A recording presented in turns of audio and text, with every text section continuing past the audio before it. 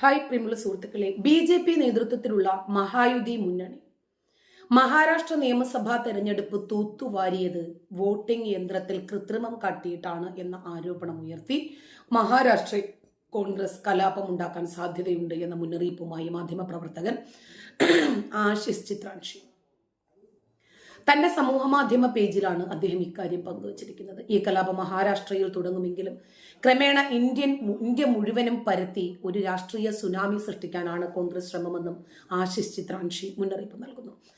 മഹാവികാസ് അഘാഡിയിലെ MLA-മാരെ കൊണ്ട് കൂട്ടരാജിവെപ്പിക്കാനും ഗൂഢാലോചനയുള്ളതായി പറയുന്നു. ഈ വാർത്ത കോൺഗ്രസ് പ്രവർത്തകർ തന്നെയാണ് സമൂഹ മാധ്യമങ്ങളിൽ പ്രചരിപ്പിക്കുന്നത് എന്നതാണ് ആശ്ചര്യം.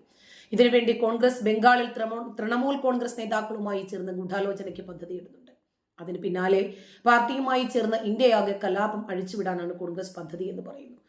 മഹാരാഷ്ട്രയിൽ മറ്റൊരു മാധ്യമ പ്രവർത്തകനായ അശോക് വാങ്കഡെയുമായി ചേർന്ന് ന്യൂസ് ലോഞ്ചർ എന്ന യൂട്യൂബ് വാർത്താ വെബ്സൈറ്റ് നടത്തുന്ന മാധ്യമ പ്രവർത്തകൻ കൂടിയാണ് ആശിഷ് ചിത്രാൻഷി.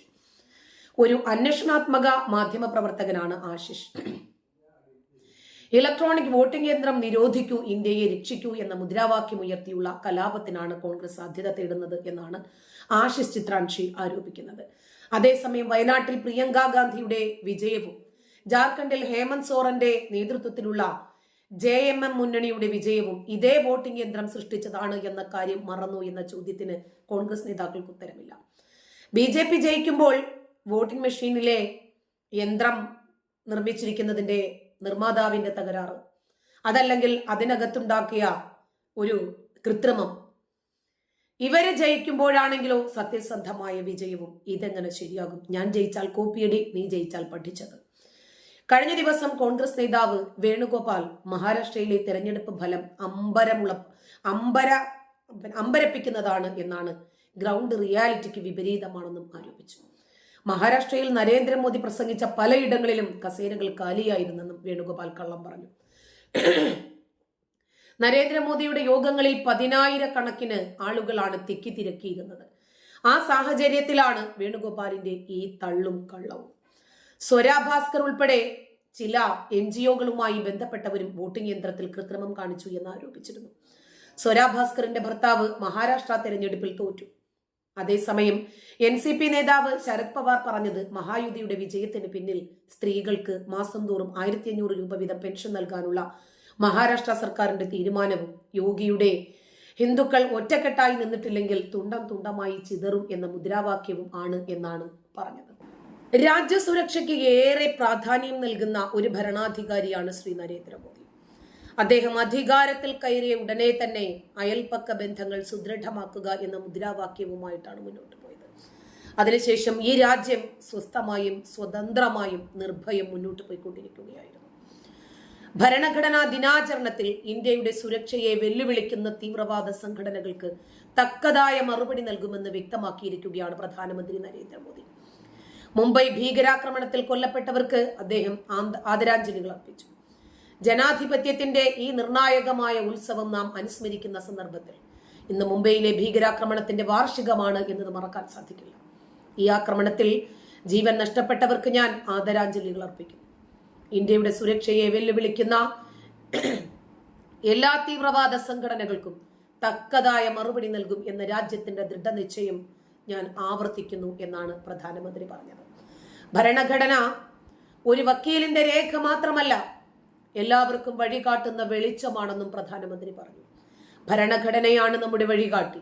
അത് നമുക്ക് ശരിയായ പാത കാണിച്ചു തരുന്നു. അടിയന്തരാവസ്ഥ കാലഘട്ടവും ഞങ്ങൾ കണ്ടിട്ടുണ്ട്, അദ്ദേഹം പറഞ്ഞു. ജമ്മു കാശ്മീരിലും ആദ്യമായി ഭരണഘടന പൂർണ്ണമായും നടപ്പാക്കിയതായി പ്രധാനമന്ത്രി നരേന്ദ്രമോദി ആവർത്തിച്ചു പറഞ്ഞു.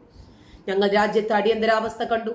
ജനാധിപത്യത്തിന് മുന്നിൽ ഉയർന്നു വന്ന ഈ വെല്ലുവിളിയെ നമ്മുടെ ഭരണഘടന നേരിട്ടു. ഇന്ന് ജമ്മു കാശ്മീരിൽ ബാബാ സാഹബ് അംബേദ്കറുടെ ഭരണഘടന പൂർണ്ണമായി നടപ്പാക്കുന്നത് ഭരണഘടനയുടെ ശക്തിയാണ്. ഇന്നാദ്യമായി അവിടെ ഭരണഘടനാ ദിനം ആഘോഷിക്കുന്നു എന്നും അദ്ദേഹം പറഞ്ഞു. ഇന്ത്യ അങ്ങനെയാണ്. എപ്പോഴും ഈ രാജ്യത്തിന് വേണ്ടി ജീവൻ സമർപ്പിച്ചവർക്ക്, ഈ രാജ്യത്തിന്റെ സ്വാതന്ത്ര്യത്തിന് വേണ്ടി പൊരുതിയവർക്ക്, ഈ രാജ്യത്തിന്റെ രാഷ്ട്രപിതാവ്, ഭരണഘടനാ നിർമ്മാതാക്കൾ എല്ലാവരെയും ബഹുമാനിക്കുകയും ആദരിക്കുകയും അവരുടെ വാക്കുകളെയും അവരുടെ എഫേർട്ടിനെയും വിലമതിക്കുകയും ചെയ്യും. എന്നാൽ ഹൈന്ദവ മതാചാര്യനും ബംഗ്ലാദേശ് സമ്മേളന് സനാതൻ ജാഗ്രൻ ജോട്ടയുടെ വക്താവുമായ ചിന്മയ് കൃഷ്ണദാസിനെ ബംഗ്ലാദേശിൽ അറസ്റ്റ് ചെയ്തതിനെ വിമർശിച്ച് ആന്ധ്രാപ്രദേശിന്റെ ഉപമുഖ്യമന്ത്രി പവർ കല്യാൺ വരെ രംഗത്ത് വന്നത് നമ്മൾ കണ്ടു. അതും ഒരു രാജ്യമാണ് ബംഗ്ലാദേശ്. ഹിന്ദുക്കൾക്ക് നേരെ നടക്കുന്ന അതിക്രമങ്ങൾ നമ്മൾ ദിനം പ്രതി കണ്ടുകൊണ്ടിരിക്കുകയാണ്. തടയാൻ മുഖ്യ ഉപദേഷ്ടാവായ മുഹമ്മദ് യൂനസിന്റെ കീഴിലുള്ള സർക്കാരിന് സാധിക്കുന്നില്ല എന്ന് ഇന്ത്യ കുറ്റപ്പെടുത്തുകയാണ്. ബംഗ്ലാദേശിന്റെ രൂപീകരണത്തിനായി ഇന്ത്യൻ സൈന്യം അവരുടെ രക്തം ചൊരിഞ്ഞു. എന്നാൽ ഇന്ന് ബംഗ്ലാദേശിൽ ഹിന്ദുക്കളെ തീവ്രവാദികൾ ലക്ഷ്യമിടുന്നത് തങ്ങളെ അഗാധമായി അസ്വസ്ഥരാക്കുന്നു എന്നാണ് കല്യാൺ എക്സ് അക്കൗണ്ടിൽ പറഞ്ഞത്. കൂടാതെ ഇക്കാര്യത്തിൽ ഐക്യരാഷ്ട്രസഭയോടും ഇന്ത്യൻ സർക്കാരിനോടും ഇടപെടണമെന്നും അദ്ദേഹം അഭ്യർത്ഥിച്ചു. ഇസ്കോൺ ബംഗ്ലാദേശ് പുരോഹിതനായ ചിന്മയ് കൃഷ്ണദാസിനെ ബംഗ്ലാദേശ് പോലീസ് കസ്റ്റഡിയിലെടുത്തതിനെ അപലപിക്കാൻ നമുക്ക് എല്ലാവർക്കും ഒരുമിക്കാമെന്ന് അദ്ദേഹം പറഞ്ഞു. ഹിന്ദുക്കൾക്കെതിരായ അക്രമങ്ങൾ അവസാനിപ്പിക്കാൻ മുഹമ്മദ് യൂനസിലുള്ള സർക്കാർ, അദ്ദേഹത്തിന്റെ കീഴിൽ പ്രവർത്തിക്കുന്ന ബംഗ്ലാദേശ് സർക്കാരിന് സാധിക്കുന്നില്ല. അതുകൊണ്ടായി അദ്ദേഹത്തോട് അഭ്യർത്ഥിക്കുകയാണ്. ബംഗ്ലാദേശ് രൂപീകരണത്തിന് വേണ്ടി ഇന്ത്യൻ സൈന്യം രക്തമൊഴുക്കിയിട്ടുണ്ട്. നമ്മുടെ വിഭവങ്ങൾ എമ്പാടും ചിലവഴിച്ചിട്ടുണ്ട്.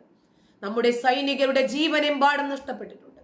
ഈ സാഹചര്യത്തിൽ നമ്മുടെ ഹിന്ദു സഹോദരങ്ങളെ ബംഗ്ലാദേശിലെ തീവ്രവാദികൾ ലക്ഷ്യം വെക്കുന്നത് വളരെ അസ്വസ്ഥതയുളവാക്കുന്നതാണ് എന്ന് അദ്ദേഹം പറഞ്ഞു. കൂടാതെ UN-നോടും ഇന്ത്യൻ സർക്കാരിനോടും ഇതിൽ ഇടപെടാൻ താൻ അപേക്ഷിക്കുകയാണെന്നും ആന്ധ്ര ഉപമുഖ്യമന്ത്രി പറഞ്ഞു. തിങ്കളാഴ്ചയാണ് ധാക്ക വിമാനത്താവളത്തിൽ വെച്ച് ചിന്മയ് കൃഷ്ണദാസ് ബ്രഹ്മചാരിയെ പോലീസ് അറസ്റ്റ് ചെയ്തത്.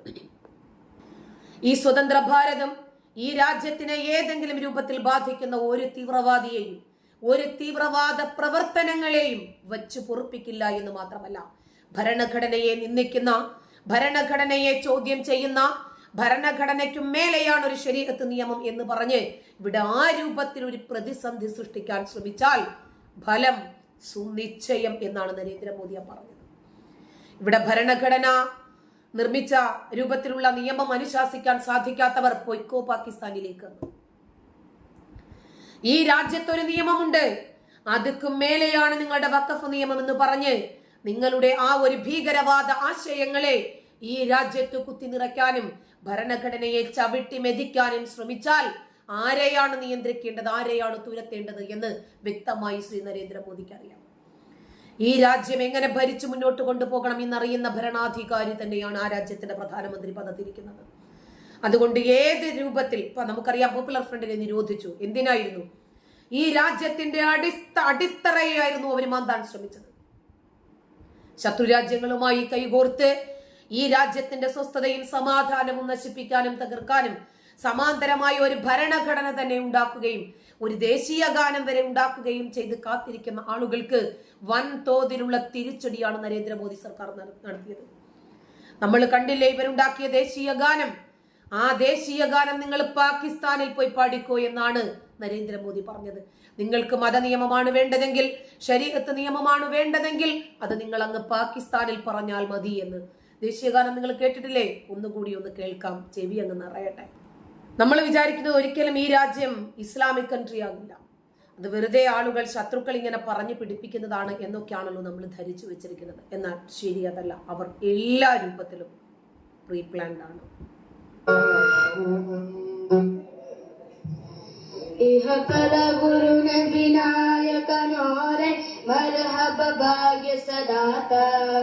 പൊരുളായ സലാത്ത് സലാമുകളാലേ കൽബകമുള്ളിൽ നിത്യ തിരുനബി ഭൂലോകത്തിൻ നേതാവായിട്ടുള്ളൊരു നിധിയെ ഇഹപര സുന്ദര മണിയെ സുന്ദര്യാമിന പൂവേ ത്വാഹ ജയമണി ത്വാഹ ഇഹപര ഗുരു നബി നായകനോരെ മർഹബ ഭാഗ്യ സലാത്ത നബിയേ നബിയേ നബിയേ നബി നബി നബി നബിയേ. നമ്മളിതാണ് ദേശീയഗാനം. നമ്മൾ സ്കൂളിൽ അവസാനം ആ ബെല്ലിന് വേണ്ടിയിട്ട് കാത്തിരിക്കും, നമ്മൾ ഓടാൻ വേണ്ടിയിട്ട് അല്ലേ. ആ സമയത്ത് നമുക്ക് വല്ലാത്തൊരു സന്തോഷമുണ്ടായിരുന്നു. ഇതെന്താ ദേശീയഗാനത്തെ ഇവർ കാണിച്ചു വെച്ചിരിക്കുന്നത്? ഇവർക്കൊക്കെ എതിരെ ക്രിമിനൽ നടപടികൾ സ്വീകരിക്കേണ്ടതല്ലേ? ദേശീയഗാനത്തെ വരെ ഇവർ അപമാനിക്കുന്നു. ദേശീയഗാനത്തിൽ വരെ ഇവർ മതം കൊണ്ടുവരുന്നു. ഇവർക്കെതിരെ ശക്തമായിട്ടുള്ള സമീപനങ്ങളും നിലപാടുകളും നിയമ നടപടികളും സ്വീകരിക്കാനുള്ള സമയം അതിക്രമിച്ചു പോയിട്ടില്ലേ? എല്ലാവരും വാപ്പാടെ പേരിൽ അറിയപ്പെടുമ്പോൾ മുഹമ്മദ് നബിയെ പോലും ഉമ്മയുടെ പേരിലാണ് പറയുന്നത്. സുന്ദരി ആമിന പൂവേ എന്നാ പറയുന്നത്. കാരണം എന്താ? അബ്ദുള്ളയുടെ പേരിൽ ആരോപിക്കാൻ പറ്റില്ല. അബ്ദുള്ള മരിച്ച് 2.5 വർഷം കഴിഞ്ഞിട്ട് ജനിച്ച ആളാണല്ലോ മുഹമ്മദ്.